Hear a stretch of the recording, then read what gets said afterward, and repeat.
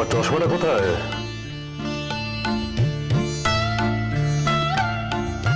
বঙ্কু,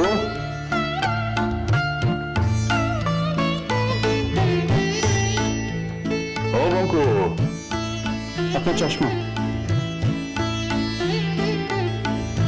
ও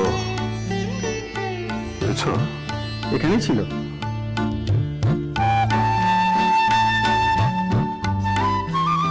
তো সকাল সকাল কোথায় গেছিলে? কাল ভোরে ওই মন্দিরটা দেখে এলাম। বাহ, খুব ভালো। আর কিছু দেখা বাকি রইলো? বেরোলে মনে হয় সবটাই বাকি রয়েছে, কিছুই দেখা হয়নি।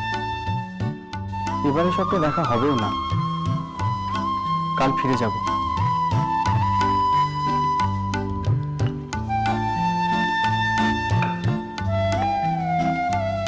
তো এবার কি করবে, স্থির করলে কিছু? দেশ দেখব। বাহ, চমৎকার। দেখবে, নিশ্চয়ই দেখবে। এটাই তো দেখার সময়, সঞ্চয়ের সময়। তবে অর্থ সঞ্চয় নয়, জ্ঞান সঞ্চয়, অভিজ্ঞতা সঞ্চয়।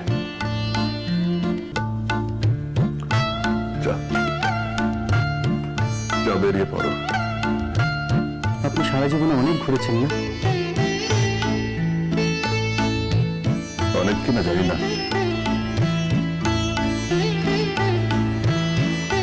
তবে হ্যাঁ দেখেছি, অনেক মানুষ দেখেছি। 10 বছর বয়সে বাবার উপর অভিমান করে গৃহত্যাগ করি, 30 বছর বয়সে ফিরে আসি।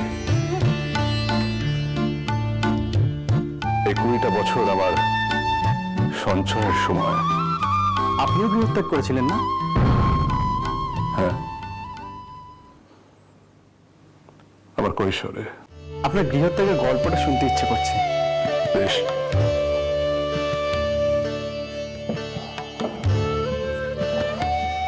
তখন নিতান্ত আমার কিশোর বয়স।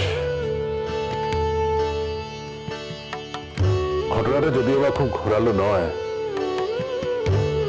তবু আমার কিশোর মনে একটা দাগ কেটে গেছিল। আমার তখন সদ্য উপনয়ন হয়েছে। আমার বাবা গৃহদেবতা জনার্দনের পূজারতির ভার আমাকে দেন।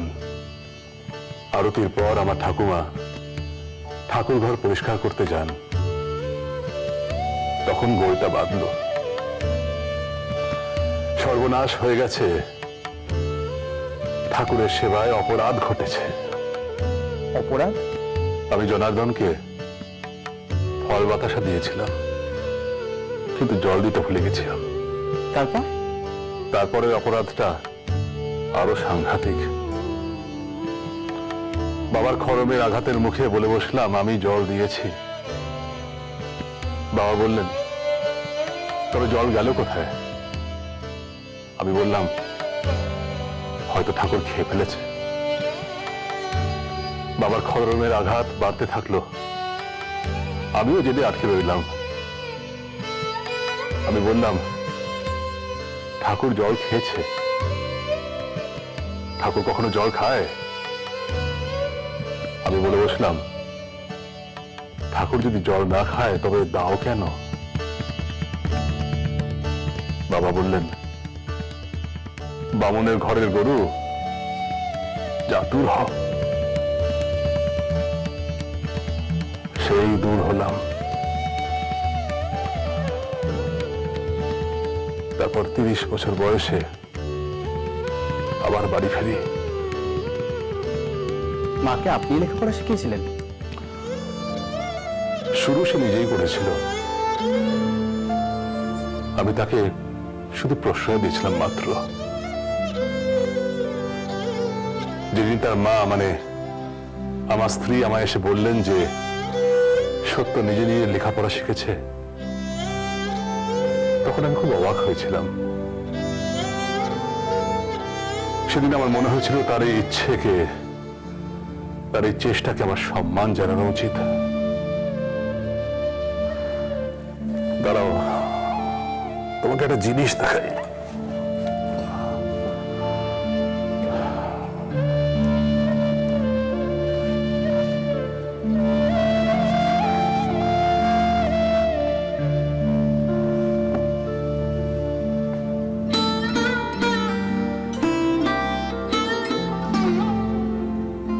কাগজের ওপর কালিতে লেখা তোমার মায়ের প্রথম হস্তাক্ষর।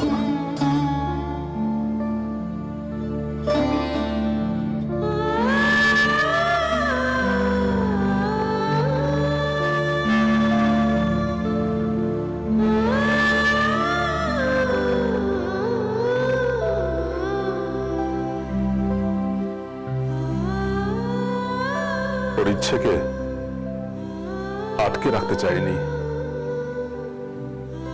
বরং বাড়তে দিয়েছি।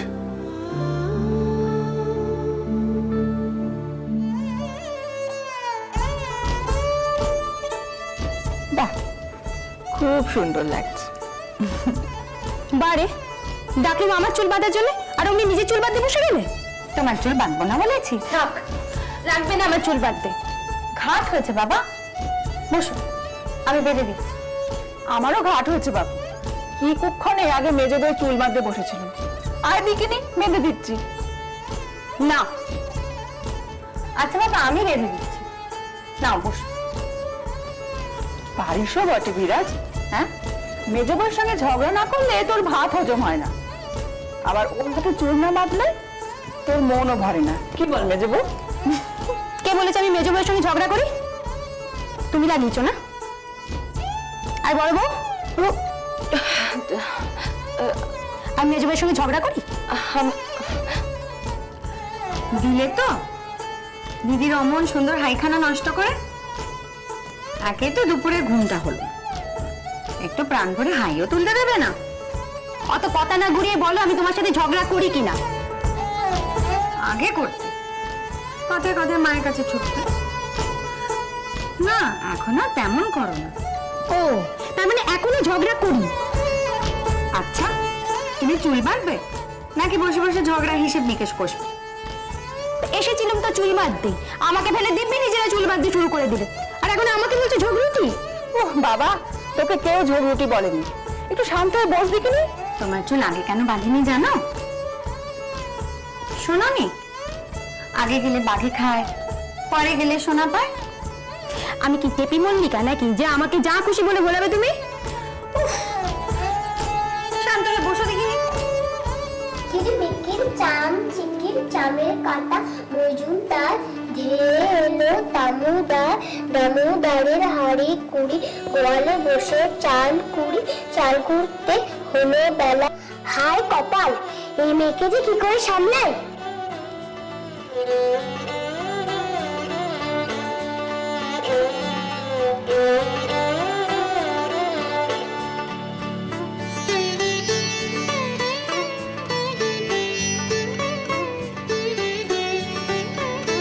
দেখি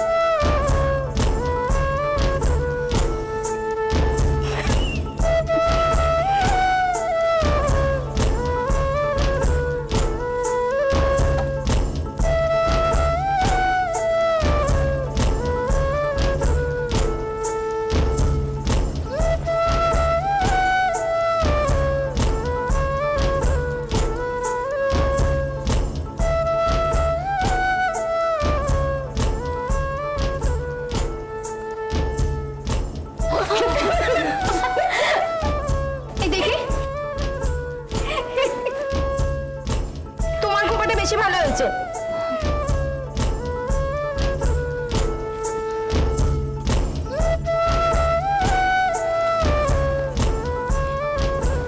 না, আমারটাই বেশি ভালো হয়েছে। তুমি কি যে করো না ছোট্ট করছে। আচ্ছা মেজবু, তুমি বলো কারটা বেশি ভালো পেয়েছ, বড় বইয়েরটা না আমারটা? আমারটাই সবচেয়ে ভালো হয়েছে। অমনি যেহেতু বর্দি বেঁধেছে তাই তো। বর ঠাকুরজি আমার থেকে অনেক ভালো চুল বাঁধতে পারে। ছাই পারি, সে চুল বাঁধতে পারতেন শুনেছে আমার শাশুড়ি ঠাকুর। জানিস তো না যাবো কত রকম খোঁপা বাঁধতেন, আর কি সব তাদের বাহারি নাম, কলা মোচা, চৌদান, চৌরঙ্গি বাগান, তারপর হলো গিয়ে 44, সতীন কাটা, পঁইছে ফাঁস। বাপরে, আমি তো অত সব নাম মনে রাখতে পারিনি। আমার ননদরা পারে। থাক বাবা থাক, অত ভারিকে নামে খোপা বাঁধলে মাথা গরম হয়ে যাবে যে। এমনিতেই তো আগুনের মালসা।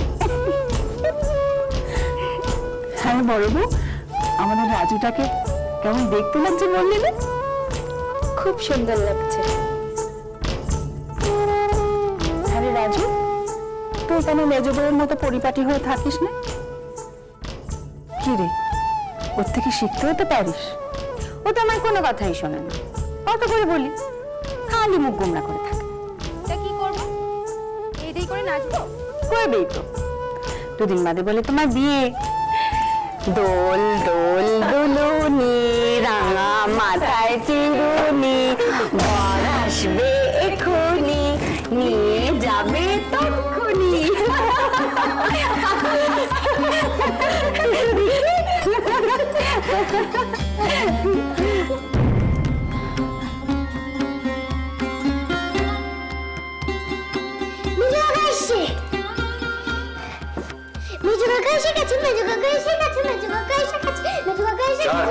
ভাগ এখান থেকে, যা।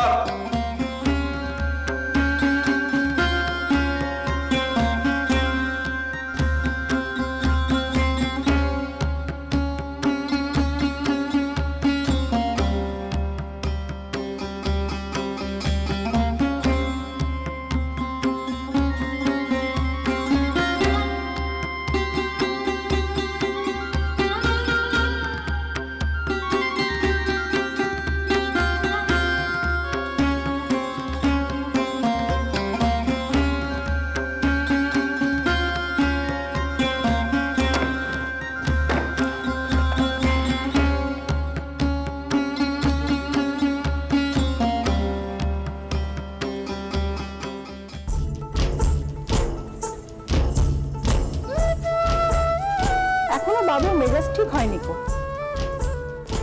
ও ছাড়ো, ছাড়ার কি আছে শুনি? হ্যাঁ, বড় ভাই বোনের প্রতি কোনো দায়িত্ব কর্তব্য নেই? ও তো নিজে থেকে বলবে আমি সব দেবো, তা না, বউ ভেবেছে বলে ওনার মেজাজ গরম। সত্যি বাবা, চিরটা কার এক গোয়ার গোবিন্দ থেকে কার। হ্যাঁ রে, কি করে ওর সঙ্গে ঘর করিস রে? ও নিয়ে আর ভেবে কি লাভ বলো বর ঠাকুরজি? আমার কপালে তো ভগবান সেই কোন কালে তেঁতুলগুলো দিয়েছেন, এখন আর ওসব নিয়ে ভাবিনি। হ্যাঁ রে মেজবু, তোকে আবার মারধর করেছে নাকি? ওসব কথা থাক, আমি যাই চাটা করে নিয়ে আসি, নইলে মেজাদা আরো চড়বে।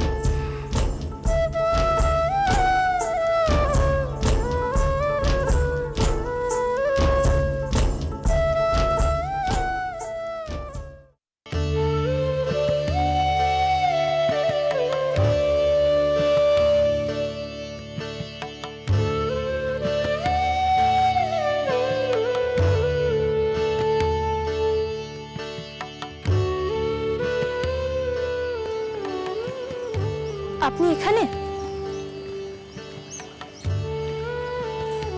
মা তো আপনার জন্য চিন্তা করছে। মাকে তো কিছু বলেও আসেননি। এদিককার পথঘাটে তো কিছু চেনেন না। সন্ধে হয়ে যাচ্ছে তো।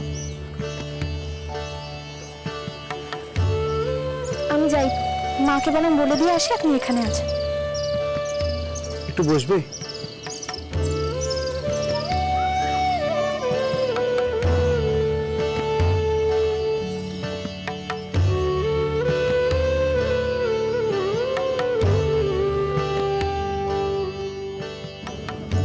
তুমি মায়ের কাছে চিরকাল থেকেছো? আমার মা মারা যাওয়ার পর দাদা আমায় এখানে নিয়ে আসে। আমি তখন খুব ছোট ছিলাম, সবাইকে খুব ভয় লাগতো। অচেনা জায়গা, অচেনা ভাষা। শুধু মা যখন আমার কাছে আসতো তখন আমার সবকিছু চেনা মনে হতো। মায়ের পেছন পেছন সারাক্ষণ ঘুরঘুর করতাম। এভাবে কখন যে মায়ের মেয়ে হয়ে উঠেছি জানি না। তুমি সুবর্ণর কথা জানো? আমার বোনের কথা? শুধু জানি তাই নয়, আমার মনে হয় আমি তাকে চিনিও। সবাই তাকে যেরকম ভাবে দেখে আমি তাকে অন্যরকম ভাবে দেখি। আমি জানি আপনার মায়ের প্রতিটা মুহূর্তে, প্রতিটা নিঃশ্বাসের সাথে আপনার বোন জড়িয়ে রয়েছে। এতগুলো বছর হয়ে গেছে, তবুও সে কিছুমাত্র ফিকে হয়নি আপনার মার মন থেকে। তার অনেক গল্প করে মা তোমার কাছে? হ্যাঁ, করে তো। তার প্রতিটা গল্পই আমার প্রায় বহুবার শোনা হয়ে গেছে, তবুও আমার বারবার শুনতে ইচ্ছা করে। মায়ের সাথে তার খুনসুটি, গল্প বলা, ঘুম পাড়ানো, পুতুল খেলা, কবিতা বলা। আমার কথা বলে না মা কিছু?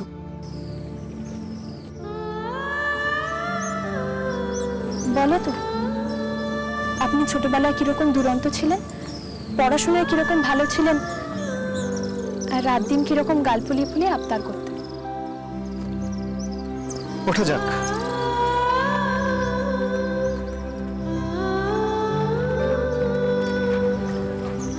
আমি কাল চলে যাব। কালই? কেন?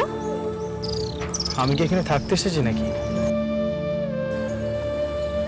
মা জানে? না, গিয়ে বলবো।